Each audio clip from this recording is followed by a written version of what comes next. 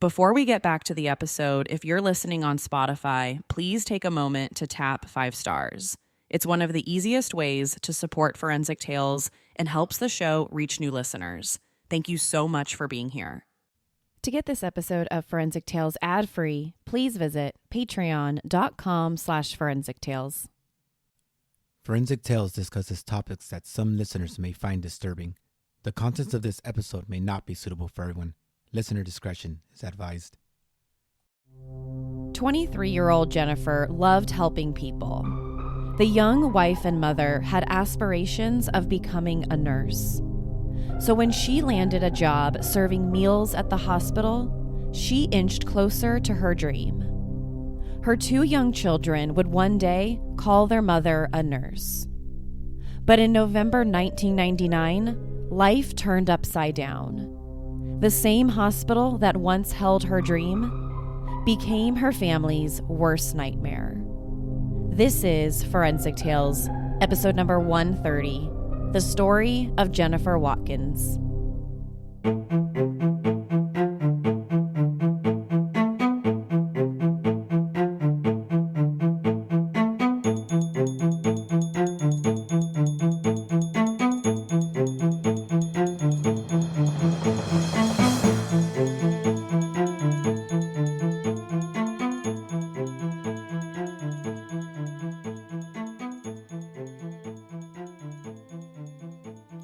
Welcome to Forensic Tales. I'm your host, Courtney Fretwell Areola.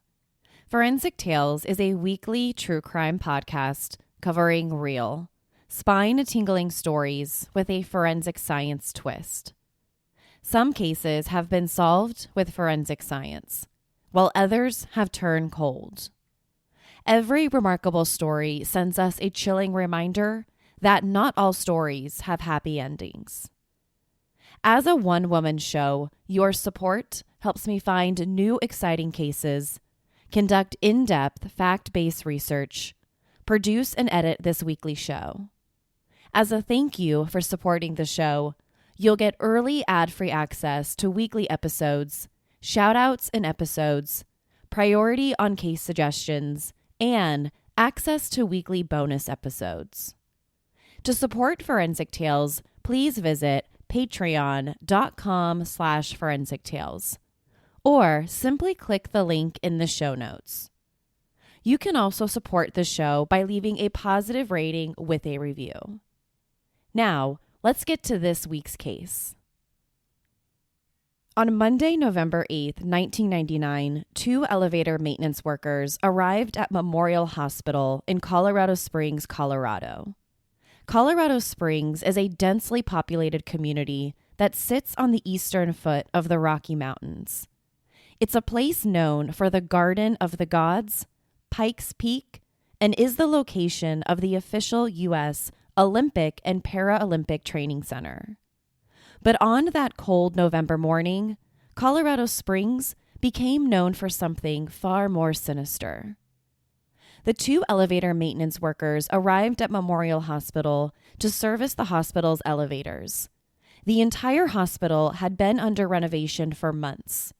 Improvements to the elevators were just one small aspect of the project. Shortly after arriving at the hospital, the workers went to the 8th floor to begin work. Since the hospital was under renovation, only a few people had access to the hospital's 8th floor. Only members of the hospital's maintenance team and other workers were granted access. The 2 workers noticed a strong, foul smell as soon as they got to the 8th floor. It smelled like something was dead. Maybe an animal, the workers thought. They knew the area was blocked off to the public, so perhaps some animal crawled up there through the elevators and got stuck. They followed the scent to a stairway slightly to the side of the elevators. As they inched closer, the smell's intensity increased. The smell was dreadful, but it wasn't an animal. No, it was a human body. The 2 workers stumbled upon what looked like a human body wrapped in a plastic tarp, bound with duct tape underneath the stairwell. Completely unsure, the two men quickly ran down to the hospital's maintenance office. They told the staff that they found what looked like a human body underneath the stairwell on the 8th floor. The maintenance staff immediately picked up the phone and called the Colorado Springs Police Department. Within minutes, homicide detectives from the department arrived on the scene and got to work trying to find out what happened and to who. When they got to the 8th floor, detectives entered the stairwell where the elevator's workers said they found the body. As they stated, the police found what appeared to be a tightly wrapped body inside of a blue plastic tarp. The tarp had been wrapped so tightly with duct tape that the officers could see the perfect outline of a human body. Before opening the tarp, Colorado Springs detectives began collecting forensic evidence around the body. This included possible fingerprints, DNA, and other trace evidence. Once they finished processing and documenting everything around the body, it was time for the coroner to open the tarp. They needed to find out the victim's identity. Immediately after cutting the tarp open, they discovered the victim was a young Caucasian female in her early 20s. But exactly who? And why? Why is she wrapped up in a tarp and stashed underneath a stairwell? One fact was clear to investigators. This was no accident. This was a brutal murder. The woman's body was taken to the medical examiner's office in Colorado Springs for an autopsy. Not only did they need to find out who this victim was, but investigators also needed to figure out what happened. One of the forensic pathologist's first findings was that the woman had been sexually assaulted. When her body was placed inside the plastic tarp, whoever killed her raised her shirt towards her neck, exposing both of her breasts. The rape kit would confirm that she'd been sexually assaulted on top of being murdered. Anytime there's an autopsy performed following a murder, investigators consider it a secondary crime scene. The autopsy is an opportunity for homicide investigators to collect valuable forensic evidence. In this case, since the victim was sexually assaulted, there's a really good chance they'll be able to collect DNA from her body, likely through semen or other bodily fluids. But it's not only semen that the investigators looked for when collecting evidence. They also studied her injuries to find out what type of weapon may have been used. They looked for anything that might tell them who was responsible. But before that, they needed to identify her. To help in this process, the pathologists documented everything they could about her: her height, her weight, any identifying markers like tattoos or birthmarks. Then, they also took the victim's fingerprints. Through those fingerprints, Colorado Springs investigators could make a positive identification. The victim was 23-year-old Jennifer Watkins. Colorado Springs detectives instantly recognized her name. Only 2 days before the elevator workers discovered her body, Jennifer's family reported her missing on November 6, 1999. Before her disappearance, Jennifer was a 23-year-old young mother just a few weeks away from her 24th birthday. She lived in Colorado Springs with her husband, Michael Watkins, and their young children, a 3-year-old son and an 11-month-old daughter. A few months before her family reported her missing, Jennifer got a job working for the Memorial Hospital, the same hospital where her body was discovered. This job at Memorial Hospital meant everything to Jennifer. For the very first time in her young life, she felt like she had a real chance at a real career, a real job where she could finally make some money and take better financial care of her 2 small children. Although she was a young mother, she was determined to do everything she could to give her 2 kids the best possible chance at life, to provide them with the kind of life that she didn't have. Jennifer's job at the hospital was also her chance to fulfill her dream of becoming a nurse one day. Jennifer's managers and coworkers seemed to like Jennifer just as much as she liked them. Her supervisors described her as a good and reliable worker, and her coworkers couldn't say one bad thing about her. They all loved working with her. Jennifer was friendly and reliable. That's why her sudden disappearance and tragic murder came as such a shock. According to Jennifer's mom, her daughter had woken up early on November 6th to drop her 2 kids off at her house.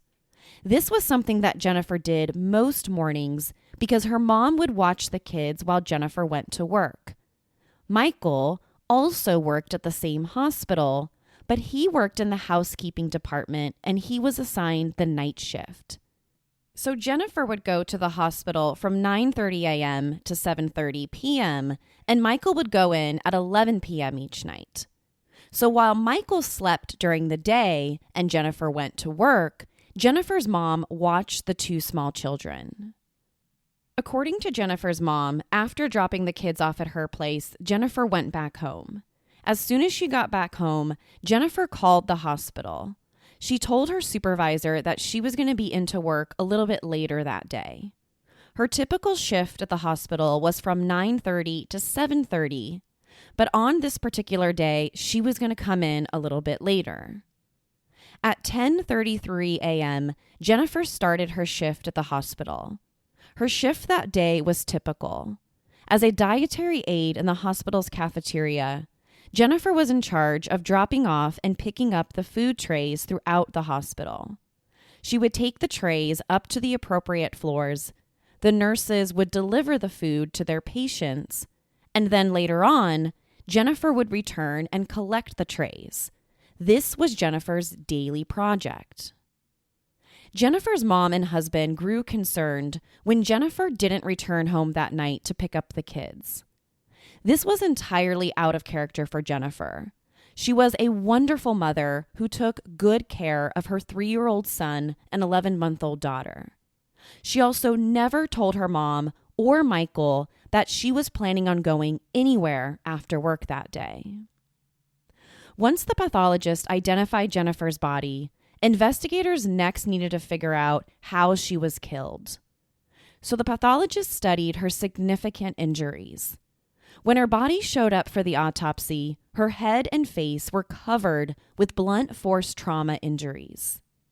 During the autopsy, the pathologist noted that she had massive hemorrhaging in her head, or bleeding in her brain. A hemorrhage in the head can have several causes, from head trauma to a car crash, or it can even be caused by a fall when someone hits their head hard enough. In Jennifer's case, the pathologist believed that multiple blows caused the hemorrhaging to her head by some type of blunt object. So whoever killed Jennifer beat her to death. Based on these findings, the forensic pathologist determined that Jennifer's cause of death was blunt force head trauma, and that the manner of death was a homicide. Without a doubt from the pathologist, Jennifer died an extremely violent death. But who would want someone like Jennifer Watkins dead? She was a young mother who didn't seem to have a single enemy in the world. Colorado Springs homicide detectives quickly got to work trying to find out who would want Jennifer dead. The first step in their investigation was to speak with the other hospital staff. For the next few days, detectives spoke with a lot of people. They interviewed doctors, nurses. The police questioned all different types of hospital staff. And everyone the police spoke to was completely cooperative. And everyone was shocked by what had happened, especially knowing that Jennifer was murdered in the city's largest hospital. They all wanted to know who did this just as badly as the police did. After speaking with everyone who worked at the hospital, investigators checked to see who had access to the 8th floor. Investigators knew that the hospital was under renovation and only a select number of people had access to the exact location where Jennifer's body was found. Once they found out who had access, officers went to speak with every single person. But everyone the police talked to either had an alibi or they weren't at the hospital when Jennifer was murdered. Detectives also spoke with Jennifer's supervisors at the hospital. Jennifer's immediate supervisor told the police that he last saw Jennifer around 5:30 or 6:30 the night she was reported missing. Her supervisor said that he saw Jennifer by the cafeteria and that she was on her way to pick up the food trays throughout the hospital. Detectives also spoke with some of the hospital's nurses who worked with Jennifer. When Jennifer would make her rounds dropping off the food trays on each floor, the nurses would then deliver the food to their patients. So this meant that Jennifer and the nurses got to know each other.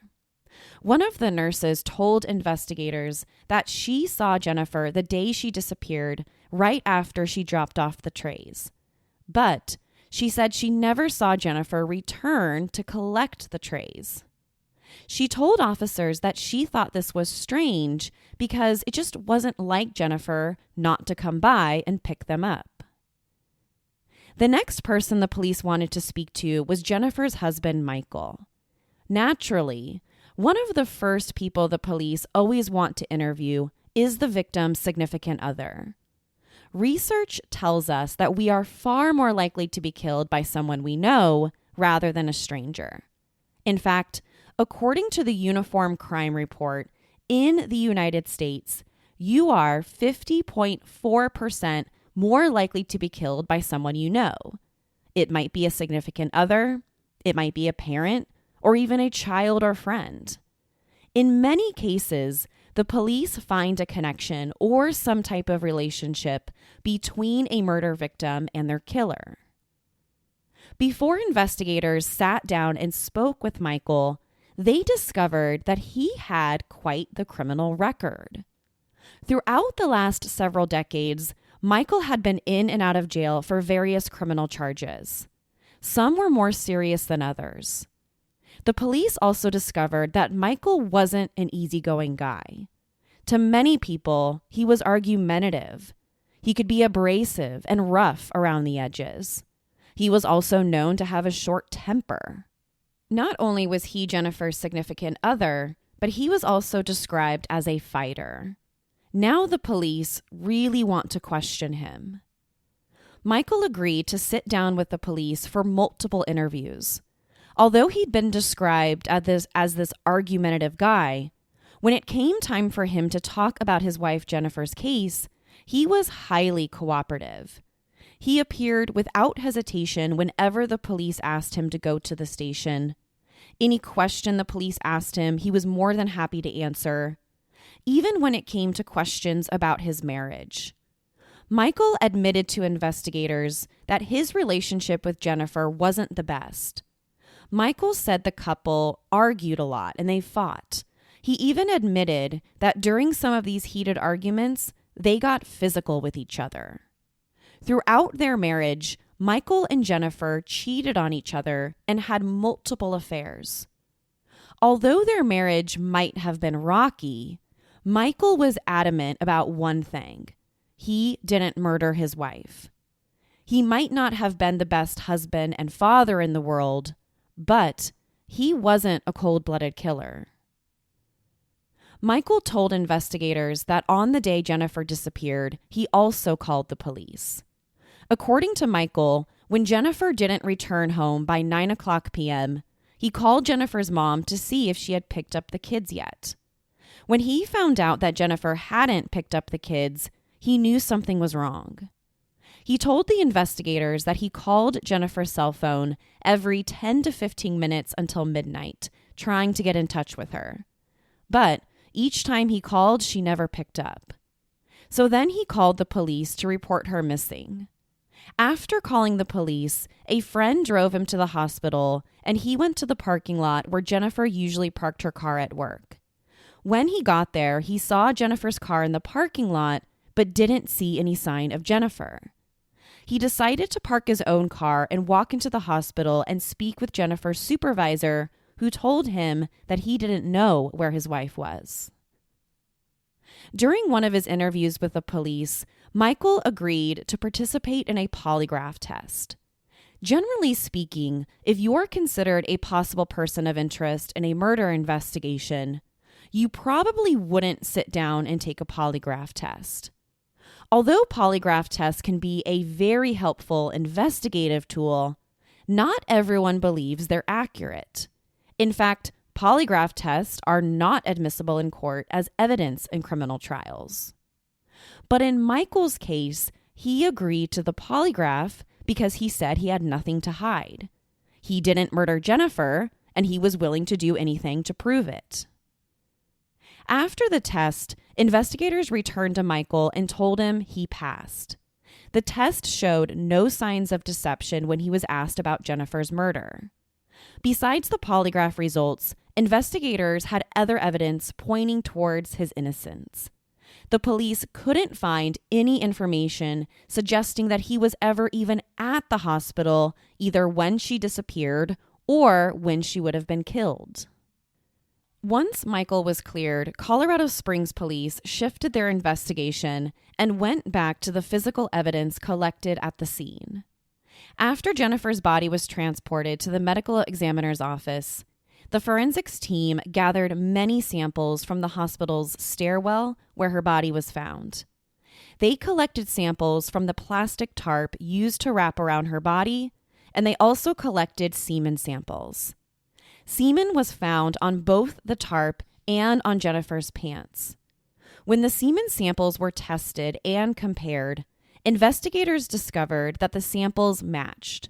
In other words, the samples all came from the same person. But they didn't get a hit when they took the samples and ran them through CODIS, the National DNA Database. The profile didn't match any known DNA profiles in the database. To generate a possible match, investigators collected hundreds of DNA samples. They collected samples from Jennifer's male coworkers at the hospital, and then they collected samples from all of her male relatives and friends. But when it came time to test the samples, none of the samples matched the profile from the crime scene.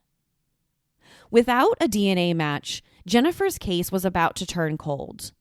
The investigation remained stalled even after Crime Stoppers offered up reward money in the case. The tips dried up, and the police quickly found themselves without a suspect. The residents of Colorado Springs were left wondering if they would ever find out who was responsible for murdering a young mother. I didn't think the pain from the shingles rash would affect simple, everyday tasks like bathing, getting dressed, or even walking around. I was wrong.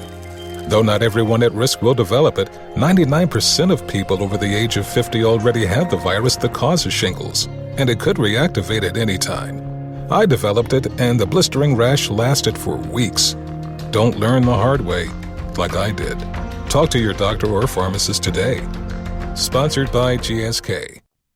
Over the years, Colorado Springs detectives never gave up or stopped thinking about Jennifer's case.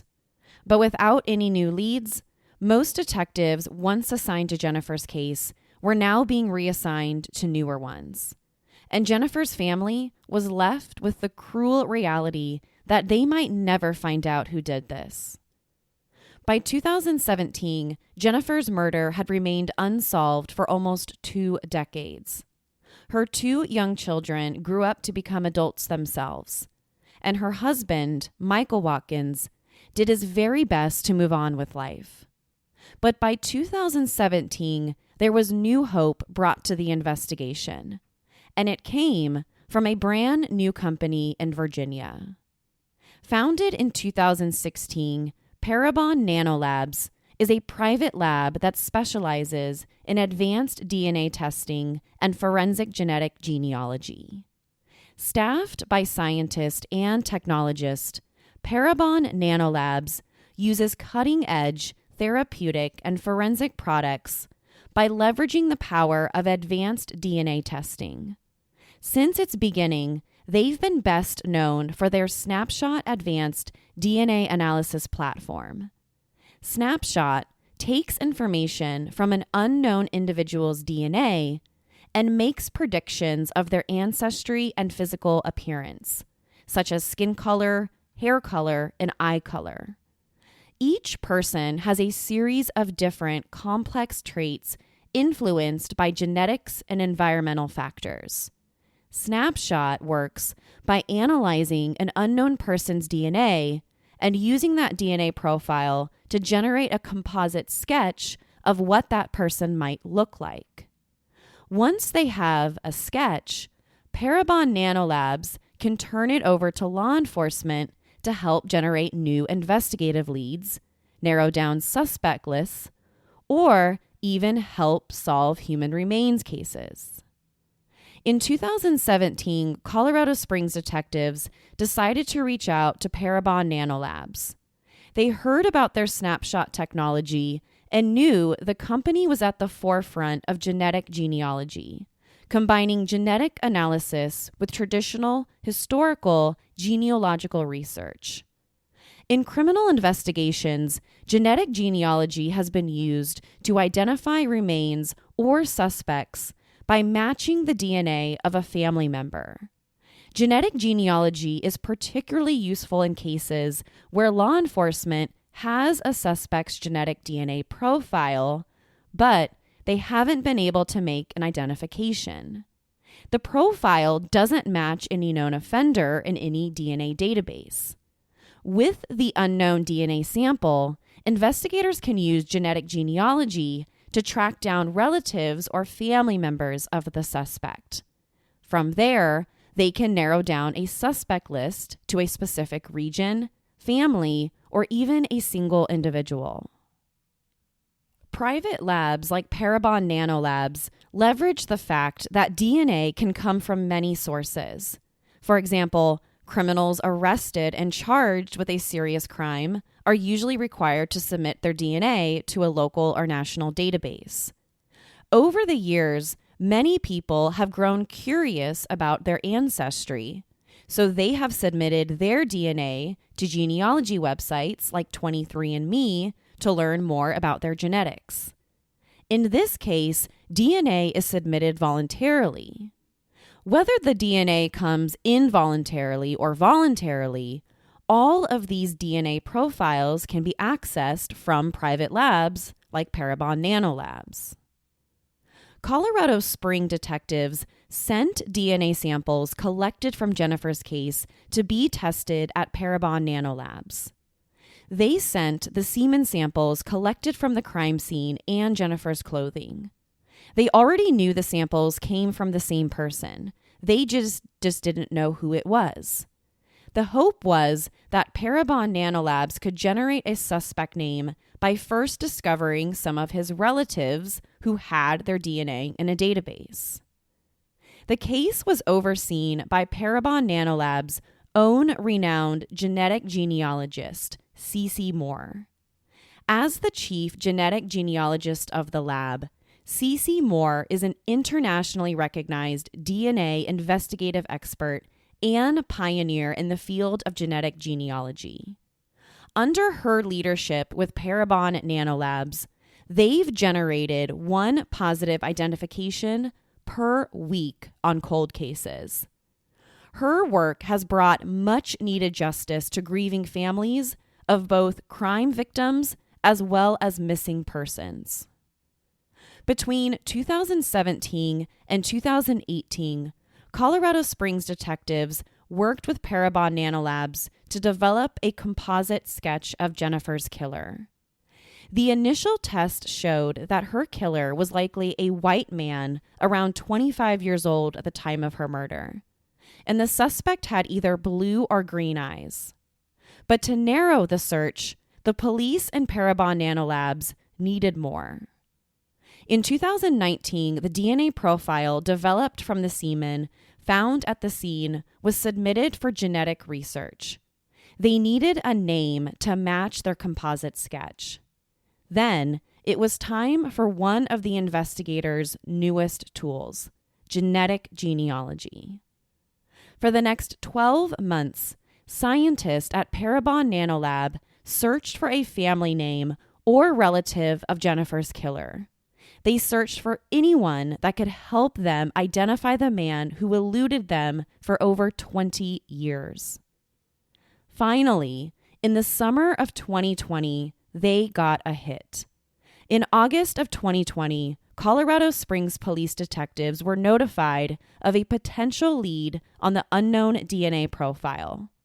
Parabon Nanolab had identified a guy named Ricky Sievert. Colorado police discovered that Ricky Sievert was 29 years old at the time of Jennifer's murder. They also found out that he physically resembled the composite sketch.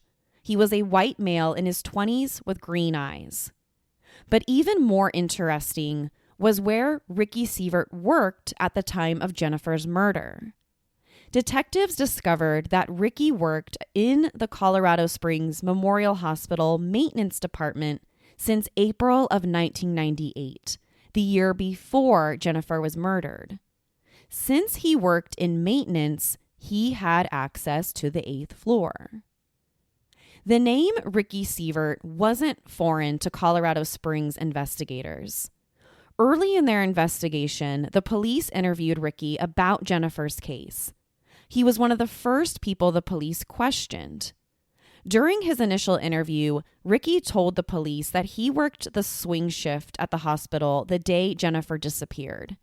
His shift was from 3 to 11 p.m. But Ricky denied having anything to do with the murder. In fact, he said that he didn't know Jennifer Watkins. He said he had never met her before. Although he worked at the same hospital and had access to the 8th floor, he had nothing to do with it. Without any evidence linking him to the murder, the police cleared him, and he wasn't considered a suspect, at least not back in 1999. As soon as Parabon Nanolabs identified the DNA profile as belonging to Ricky Sievert, Colorado police wanted to speak with him. But there was one huge problem. Ricky Sievert is dead. Ricky Sievert died in a car accident on November 2nd, 2001 on Highway 94, just east of Colorado Springs. He was killed 2 short years after Jennifer's murder. Unfortunately, investigators could never confront him about Jennifer's case. Although investigators couldn't speak with him face to face, they still had the cold, hard evidence. In 2020, the Colorado Bureau of Investigation analyzed DNA obtained from Ricky Sievert's family members, including his daughter. As soon as they found out who Ricky Sievert was, the police contacted his family members and told him about his connection to Jennifer's murder. Immediately, Ricky's daughter provided a DNA sample so that her sample could be compared to the DNA collected at Jennifer's crime scene. If the police couldn't get Ricky's DNA, the next best thing was to get his family's DNA. The test determined that 99.99994% of the population could be excluded from being Jennifer's killer, except for Ricky Sievert. On October 1st, 2020, Jennifer's case was sent to the 4th Judicial District Attorney's Office for review. 2 months later, in December 2020, the court ruled on the case. Officials determined that Ricky Sievert was responsible for Jennifer's murder. The decision might provide some answers for Jennifer Watkins' family and children, but it doesn't mean justice. Since Ricky Sievert was killed 2 years after murdering Jennifer, her family will never see him be held accountable. We also may never find out a motive. We will never know why Ricky targeted Jennifer that day, why he sexually assaulted her, or why he killed her, wrapped her body in that plastic tarp, and left her underneath that stairwell on the hospital's 8th floor. It's unclear whether Jennifer and Ricky Sievert had met before she was killed. Although they both worked at the hospital, it's possible that the day he killed her was the very first time Sievert had ever met Jennifer. The only evidence linking Ricky Sievert to Jennifer is the DNA he left behind on her body and clothing. After almost 2 decades of searching, Colorado Springs investigators, with the help of Parabon Nanolabs, were able to use genetic genealogy to solve this cold case. Following the December 2020 court ruling deeming Ricky Sievert responsible for Jennifer's murder, Colorado Springs Police Department Chief Vince Niski made a public statement, quote, "After all these years, we are grateful to finally give Jennifer Watkins' family the answers they deserve.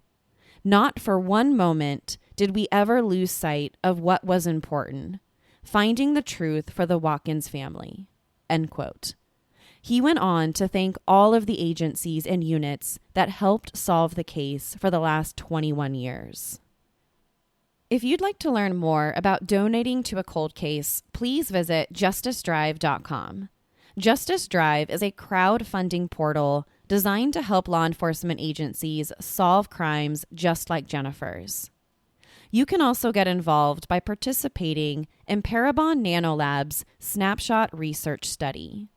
You can join the study by logging on to their website and answering questions about your ancestry and appearance, taking images of yourself using their study iPhone app, and uploading a DNA genotype file from a recreational genomics company if you have one. By participating, you'll help detectives solve crimes around the world, just like Jennifer's. In addition, you can help solve more crimes by expanding the database that helps investigators bring justice to the victims. You can make a difference with this one. Please see the links in the show notes for more information about Parabon Nanolabs, as well as information about Justice Drive. To share your thoughts on Jennifer Watkins' story, be sure to follow the show on Instagram and Facebook.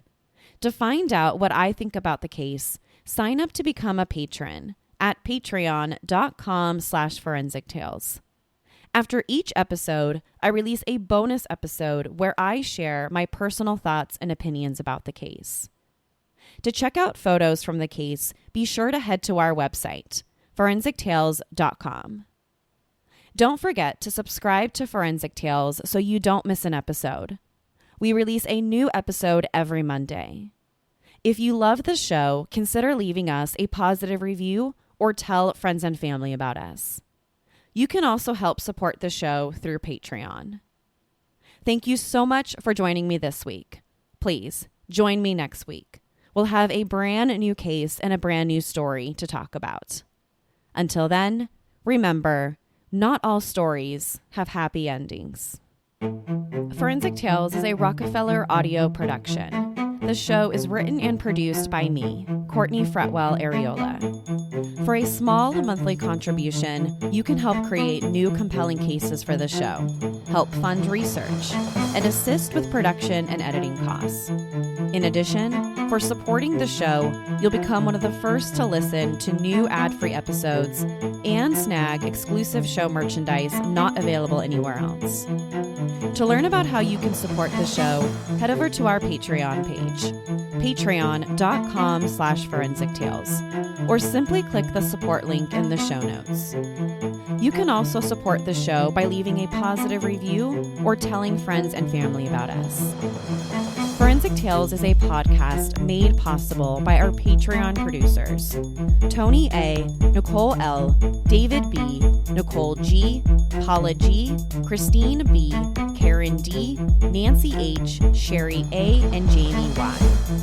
If you'd like to become a producer of the show, head over to our Patreon page or send me an email at courtney@forensictales.com to find out how you can become involved. For a complete list of sources used in this episode, please visit forensictales.com. Thank you for listening. Your support means the world to me. I'll see you next week. Until then, remember, not all stories have happy endings.